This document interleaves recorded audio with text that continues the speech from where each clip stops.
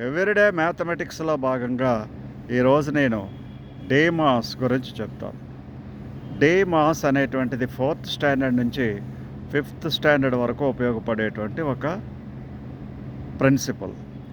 Day అంటే division, ఎం అంటే multiplication, ఏ అంటే అడిషన్, ఏఎస్ అంటే subtraction. It is a simple formula. Simplifications చేస్తున్నప్పుడు ఈ ఫార్ములాను ఉపయోగించాల్సి వస్తుంది.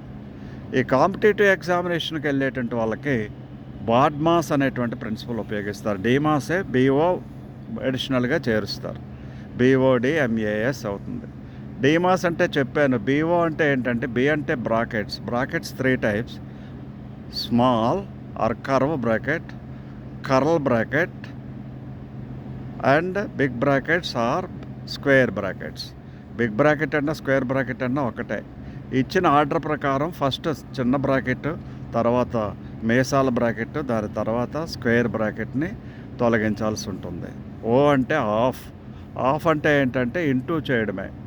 మరి ఆల్రెడీ బీఓడి ఎంఏఎస్లో ఎం అంటే మల్టిప్లికేషనే కదా, మళ్ళీ ఆఫ్ ఎందుకంటే మల్టిప్లికేషన్ కంటే ముందు వచ్చేటువంటిది ఆఫ్. ఇది కాకుండా కాంపిటేటివ్ ఎగ్జామినేషన్కి అంటే సర్వీస్ కమిషన్లో రాసేటువంటి వాళ్ళకి ఇంకా అడిషనల్గా కావాల్సింది ఏంటంటే, దీని ఎక్స్టెన్షనే వెనిక్యులం. వి బాడ్మాస్. వి అంటే వెనిక్యులం. వెనిక్యులం అంటే ఇచ్చినటువంటి సమ్మలో పైన ఒక గీత కొట్టడం జరుగుతుంది. దాది ముందు సాల్వ్ చేయాల్సి ఉంటుంది. That is వెనిక్యులం.